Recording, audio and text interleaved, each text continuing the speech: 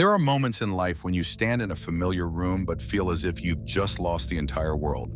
Not because someone died, not because some massive catastrophe collapsed onto you, but simply because they left you. A person who used to be the heartbeat of every morning. A person who could brighten your whole day with just a message. A person who made you believe that you will never be alone again. And then one day they go silent. No warning, no decent exfoliation. Not even a final sentence. They just disappeared from your life in the same way they once appeared.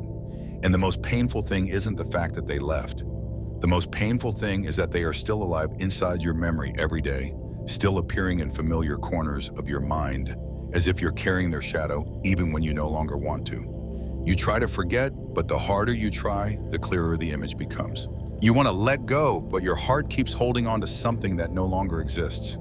You want to break free, yet the longing keeps playing hide and seek, showing up exactly when you're at your weakest. And at some point, you look in the mirror and ask yourself, why am I collapsing this badly because of one person?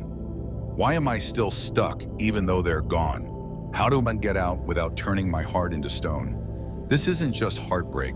This is an identity crisis where you lose yourself the moment you lose the person who once held your hand. But then a cold yet liberating truth emerges. You're hurting not because they left. You're hurting because you once believed they would stay. And that is when Stoicism enters like a silent breeze in the eye of the storm. Stoicism doesn't teach you to be numb. Stoicism doesn't teach you to shut down your heart. Stoicism doesn't teach you to belittle love or people. Stoicism teaches you not to let anyone have the power to control your peace. Stoicism teaches you to love without losing yourself, to stay attached without trapping yourself, to let go without turning into stone, to accept loss without letting it crush your identity. In the next 10 parts, you will walk through 10 layers of transformation, from recognizing the pain, understanding the root, rebuilding your inner strength, to finally rising with a version of yourself that is stronger, deeper, and more self-mastered. But first, breathe. Allow yourself to be honest. You have heard enough. And from this moment on, your journey is no longer about holding on to someone, but about rescuing yourself. Part 2. Impermanence, the first lesson to stop clinging. The day everything changed, it wasn't loud. There was no argument, no breakup, no clear ending. It was just that the silence began to stretch longer and longer. Emma, the girl who believed her decade-long friendship was forever, noticed that the fast replies disappeared. The nightly calls disappeared. The weekend coffee meetups disappeared. Not in a single day, but little by little, to the point she couldn't even remember the exact day she lost them. She only knew that one morning she woke up and felt as if she was holding a ghost. She tried to save it, texting, asking to meet, bringing up old memories, checking in, caring, taking initiative in every possible way. But the more she tried, the more she felt like she was dragging a corpse of a relationship that had been hollow for a long time. What hurt Emma wasn't losing that friend. It was losing the belief that a good relationship must last forever. But the Stoics say not everything precious will stay. Not everything beautiful will endure. Not everything that was once close will remain close. Marcus Aurelius once wrote, "All that we see is fleeting. What we think is solid is only passing." Emma read that line on one of her most desperate nights, and for the first time she faced a truth she had been running from. Everything in life is impermanent. Nothing belongs to us forever. Not even those who once held our hand through the best years of our life. At first, this truth felt like a blade stabbing through her chest. But the deeper she looked, the clearer she understood. She wasn't hurting because they left. She was hurting because she once believed they had to stay. From that moment, Emma saw two things clearly. The truth. The relationship had changed. It wasn't anyone's fault. Life's rhythm simply pulled them apart. 2. The illusion. Close relationships must be permanent. A good friend will never change. If I try hard enough, things will return to the way they were. Stoicism slices through that illusion with a single clean cut. Nothing is unchanging, and because of that, we must appreciate, not cling. I began seeing every relationship like waves, sometimes rising in brilliance, sometimes receding quietly, never making any promise to return. She learned to love people while they were still there, and she learned to let them go gently when they no longer belonged to her rhythm of life. That night, for the first time in months, she slept peacefully. Not because the pain was gone, but because she stopped fighting reality. She stopped clinging to something that was naturally drifting away. She stopped imagining it needed to be forever. The Stoics call this the first step toward freedom. Not the step of someone strong, but the step of someone who finally looks straight at the truth their heart feared the most. Part 3: Separating events from the story. When the mind becomes the master of exaggerating pain, pain doesn't come only from what happens, but from the story you tell yourself about what happens. Ethan was someone with a very vivid imagination, but the kind that brings suffering. One evening, after mustering all his courage, he sent his ex a sincere message. No begging, no blaming, just an honest confession that he missed her. And then he waited. 10 minutes. Nothing. 1 hour. Nothing. 3 hours. Nothing. Midnight. Still nothing. By 2 a.m., his mind had already produced a full tragic movie. They're annoyed with me. They hate me. They're happy with someone new. I'm pathetic. Maybe I messed up too badly. All of this from one moment of silence. Stoicism reminds us emotions don't come from events. They come from our interpretation of those events. Epictetus said a line that anyone in pain should tape to their wall. It is not what happens to you that upsets you, but how you think about it. Ethan wasn't hurting because she hadn't replied.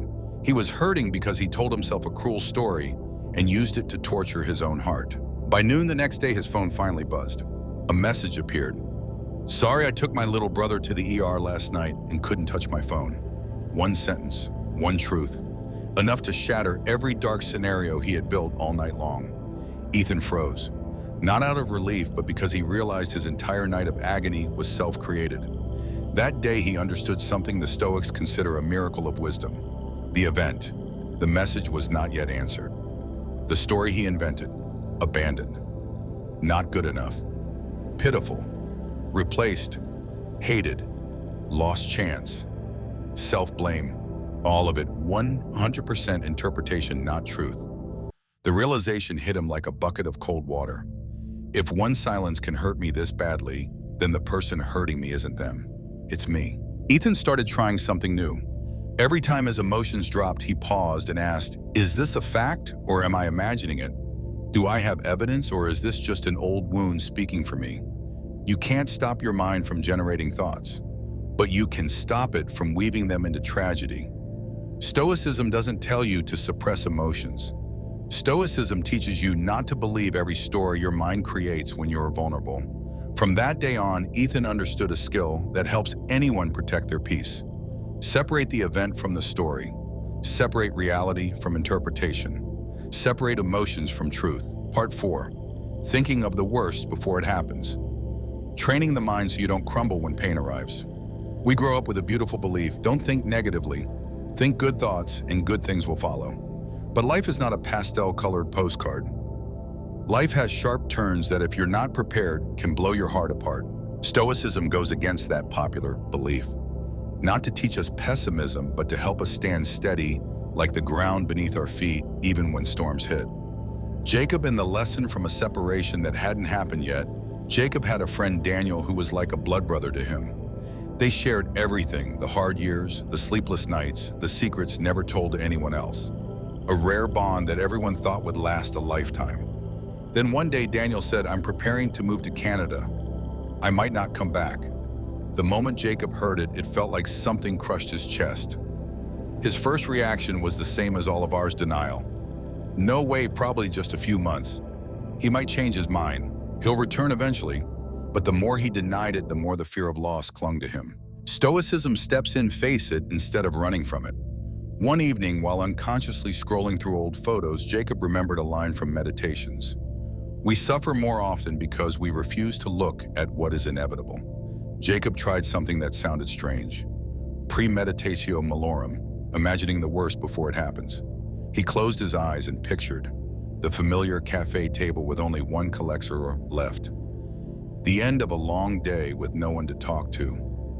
Birthdays without the familiar hug. Walking paths they once shared, now walked alone. Some days he sat in front of his coffee with red eyes. not because he was pessimistic, but because for the first time he accepted the truth that was approaching. Then he went deeper, something very few people dare to do. He imagined a life without Daniel, but without collapsing. He trained harder at the gym. He stayed closer to his family. He reached out to other friends. He tried new habits. He rebuilt his rhythm with his own 2 feet. He wasn't preparing to love less. He was preparing to not drown when love must say goodbye. The day Daniel actually left, Jacob stood at the airport watching his friend disappear behind the security gate. There was pain. There was a sting. But he did not fall apart, because he had lived through this day hundreds of times in his mind. He had already befriended the loss before it touched his real life. And just like Seneca said, we suffer less when we foresee the pain. Jacob was no longer the fragile one trembling before change. He was the man who stepped into pain with a heart forged by preparation. Why is this method so powerful? Because the greatest pain in life doesn't come from loss. It comes from shock, from the disbelief, from the illusion that this won't happen to me. When you visualize the worst with discipline, you don't panic when it arrives. You lower unrealistic expectations. You discover you're stronger than you thought. You prepare your emotions instead of being swept away. You learn how to stand even before you fall. Negative visualization isn't meant to scare you. It's meant to free you from expectations, free you from illusions, free you from the shock of pain. Look back at yourself. Ask yourself, what am I so afraid of losing that I don't dare think about it? If that person leaves, will I still stand? If the worst happens, how will I keep living afterward? Don't run from the answers. Look at them.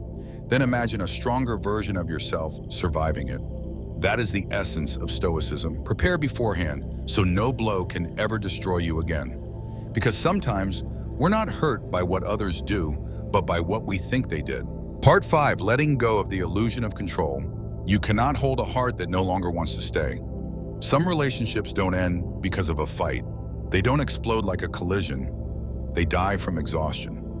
Olivia was the kind of person who always believed, if I'm a little kinder, a little more patient, a little more self-sacrificing, then they will appreciate me. So when love began to grow cold, Olivia chose to try twice as hard. She texted more. She paid attention to every tiny detail. She apologized for mistakes that weren't hers. She fixed herself, blamed herself, and then tried even harder. The harder she tried, the farther he drifted away. The more she chased, the more breathless she became. The more she loved, the smaller she felt. Then one evening when she called and received a half-hearted, emotionless, indifferent response, she suddenly understood. It wasn't that she wasn't good enough. It was that she was trying to hold on to someone who no longer wanted to be held. The Stoics speak very clearly about losing yourself in love. You cannot control another person's heart. You can only control your actions and your dignity. Marcus Aurelius. We suffer because we believe we can change someone. We suffer because we think love is a contest of who can endure more. We suffer because we mistake trying for saving. But the harsh and freeing truth is this: you cannot make someone love you the right way. You can only love them kindly, then let them choose for themselves. Olivia didn't realize this until the day she looked in the mirror. Dark circles under her eyes drained, spirit joy gone, self-worth eroded. At that exact moment, she understood what Stoicism sees as the key to freedom. 1. There are things outside your control. Their feelings, their effort, their maturity, their decisions. 2. And there are things within your control. Whether you stay or walk away, whether you endure or speak up, whether you wait or rescue yourself, whether you keep shrinking or stand tall again. The moment Olivia woke up one night when he was once again indifferent to her effort, Olivia suddenly stopped crying. Not because the pain disappeared, but because she realized she was trying to hold a handful of sand. The tighter she gripped, the more it slipped away. She sent one gentle text without blame. I've done my part. I also forgot who I was while trying to hold on to you. From today, I choose to hold myself first. No drama, no begging, no shaky voice, just the stillness of someone who finally understood the truth of her effort. Olivia turned off her phone to ringtone, and for the first time in months, she felt she could breathe. Why does letting go of the illusion of control set us free? Because desperation comes from one false belief. If I try a little harder, they will change. No. They will only change when they want to, not 1 minute earlier, not because you sacrifice, not because you hurt, not because you try to save the relationship. Stoicism teaches us to end a battle that has no battlefield. Don't fight with someone else's heart. Protect your own. Once you let go of the illusion of control, you realize that you no longer suffer from their silence. You no longer try to guess their thoughts. You no longer force yourself to be good enough. You no longer trade your dignity for attention. You return to your true power, the power to choose yourself. Ask yourself, does this belong to me or to them?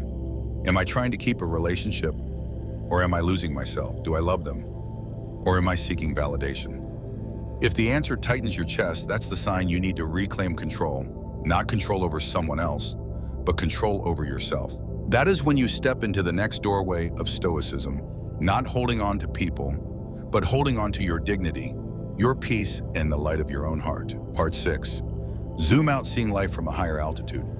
Some pains, when they first strike, are so massive they cover the entire sky. Everywhere you look, you see them. Everywhere you go, you bump into memories. You open your eyes, it hurts. You close your eyes, it hurts even more. Michael lived exactly like that after a breakup he thought he could never recover from. One day earlier, he was Bolivianing a trip to Detach with her. One day later, everything was reduced to a message as cold as mist. I'm sorry, let's end things here. No ex-Boliviation, no reason, no chance to say everything.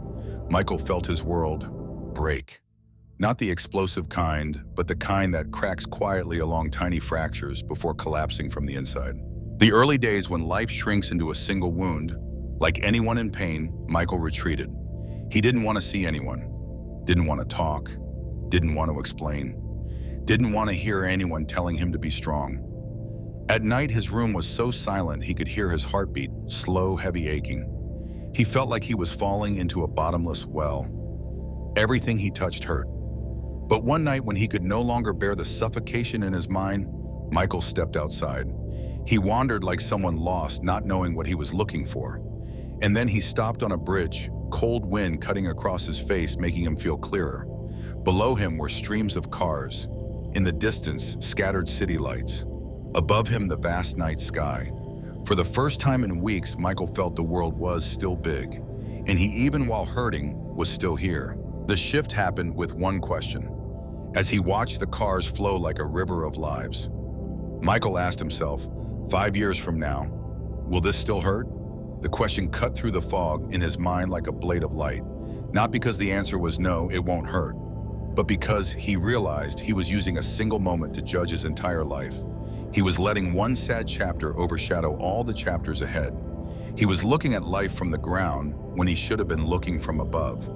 Stoicism calls this a perspective shift. When you zoom too close to your pain, it becomes your whole world. But when you zoom out, the pain becomes just a dot on the map of your life. The Stoics teach, don't let a moment define your entire identity. Michael remembered Marcus Aurelius' words, life is a river. What hurts today will flow away like water tomorrow. The things you once thought would kill you, failing an exam, your high school breakup, criticisms in university, the career shock of your first job.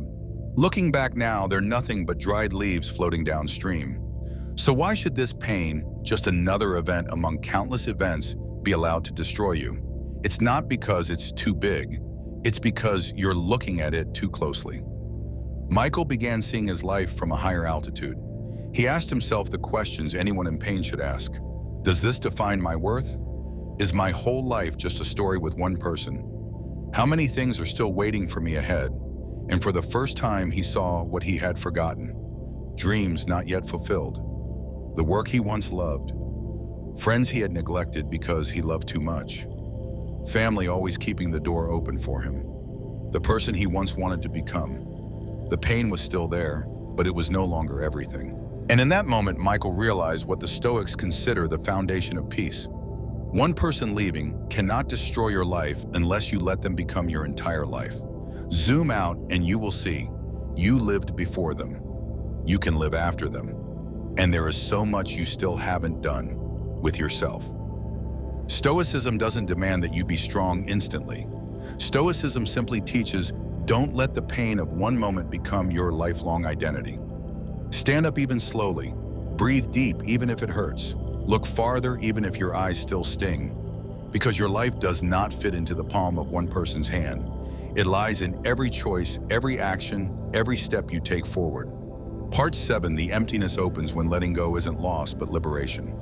After all the effort to hold on after nights sitting alone with a heart both aching and hollow, there will come a day when you wake up and feel something different. Not the end of pain, not forgetting the other person, not sudden strength, but an emptiness, a space that is wishy but still cold, but real. A space you once tried to fill with long messages, forced conversations, unnecessary apologies, tears hidden under Bolivia kits, broken hopes, illusions that they'll come back. Now all of it has vanished.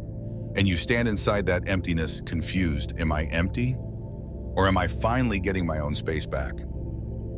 The emptiness after a breakup has two directions: destruction or rebirth.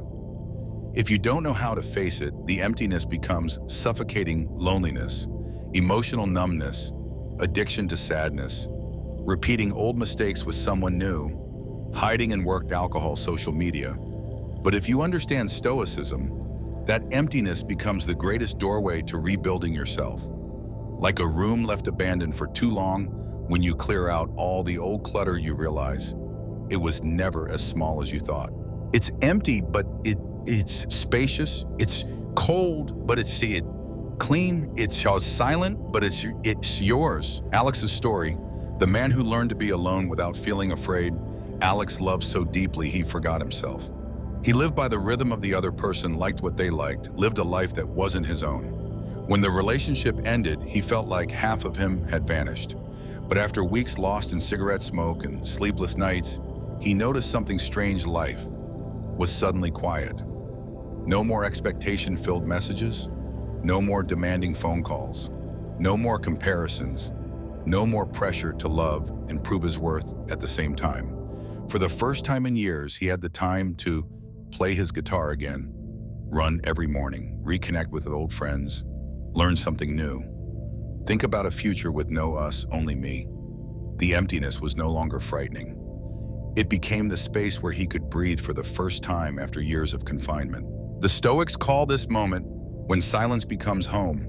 Not the home of loneliness, but the home of return. Return to yourself. Return to what you abandoned by loving the wrong way. The emptiness is where you see the old habits that were destroying you. You realize how much identity you had lost. You see who still stays when you're no longer the version that serves anyone. You learn to stand on your own feet. You restore the soul of your forgotten dreams. The emptiness is your 0 point. From there, you get to rewrite your life without interference. There is one truth anyone who has experienced loss will understand. When you truly let go, you lose nothing. You only return what no longer belongs to you. And in exchange, you gain space, time, peace, stillness, and most importantly, yourself. Silence stops being the enemy. Silence becomes liberation. Emptiness stops being emptiness. Emptiness becomes the ground where you are reborn. The emptiness whispers something you never heard clearly before.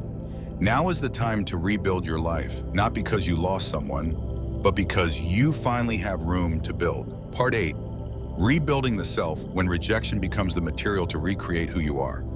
Rejection isn't just a moment, it is a direct punch to the ego, to self-esteem, to the identity we built around someone or something. And when seen the wrong way, rejection becomes humiliation, a wound, a final ending, proof that we are not good enough. But the Stoics see rejection the way a jeweler sees fire. It doesn't burn you, it forges you. Ryan's story, the man who thought he lost his future but instead found himself. Ryan spent 3 years pursuing his dream job, studying, training, building experience, staying up late, sacrificing time with his family, all to make it into the final interview round. He believed with certainty, this time I'll be chosen. Then the email came with only one sentence: we have decided to move forward with another candidate. His heart fell into such a deep darkness, it stunned even him. He didn't just lose a job. He lost the version of himself he imagined he would become after getting that job. He lost the story he had told himself for 3 years: I will succeed through this opportunity. Like everyone else, Ryan spiraled into self-blame. I'm not good enough. I failed. Why them and not me? I wasted my time. He hurt so much he felt he couldn't get back up. But then one day, Ryan read a quote from Marcus Aurelius. The obstacle on the path becomes the path. It struck him like lightning. He suddenly understood. The problem wasn't that the company rejected him. The problem was that he had given something outside his control the power to define his worth. He stood up not because the pain vanished, but because he finally understood the lesson inside it. Ryan began rebuilding from the inside out. No more waiting for someone to call, no more seeking validation, no more depending on opportunities handed out by others. He created his own. He started to enroll in advanced courses, build his own portfolio, connect with people in the field, take on small, unpaid projects to gain experience, practice the discipline he once neglected, build inner strength so he no longer relied on praise or approval. Small steps, but solid. Daily effort, but with depth. Hard work, but without desperation. Rejection stopped being proof of failure. It became the raw material he used to recreate himself. A year later, the irony arrived. The same company that once rejected Ryan reached out to invite him to collaborate on a major project. Not because they suddenly recognized his talent, but because now he had become a version of himself far better than the one they evaluated. But the real twist, he no longer needed them. He didn't need their validation. He didn't need their apology.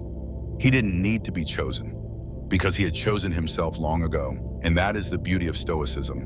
Rejection doesn't close a door, it redirects you. You are pushed away, but really you are being pushed toward the path that is yours. You are rejected, but really you are being freed from something that wasn't meant for you. You think you failed, but really you are being trained for something bigger. The Stoics say, don't ask, why didn't they choose me? Ask, why did I give them the power to choose me? Ask yourself, what is this rejection trying to teach me? What am I losing? Or what am I being given back? Am I being pushed away or being guided toward where I truly belong? If you dare ask these questions, pain becomes a pivot.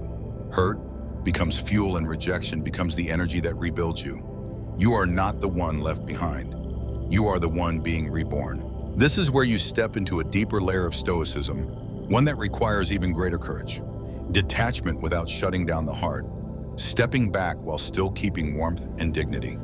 And that is exactly where Part 9 will take you. Part 9, detach without numbing the heart. The art of warm detachment.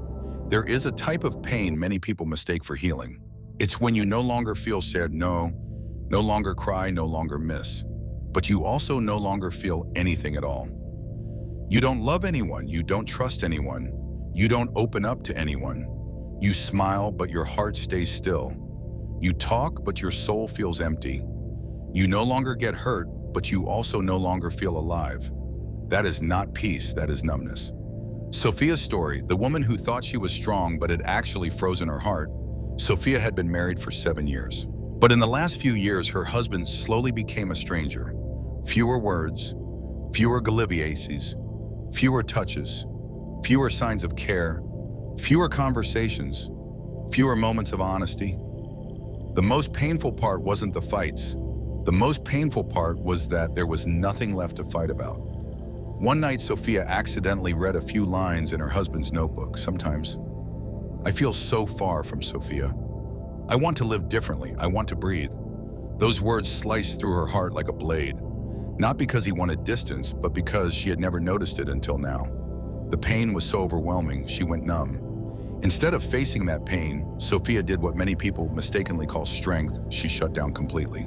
No tears, no questions, no demands, no anger. Sophia simply turned off her emotions. She became a perfect machine, cooking, working, taking care of the kids, keeping the house in order, and making sure no one saw her bleeding inside. Everyone thought she was strong, calm, mature, but inside she was like someone holding their breath underwater so long that she forgot she once knew how to swim. Then a friend asked her a question that broke her. When will you allow yourself to feel again? That sentence shattered the ice around her heart.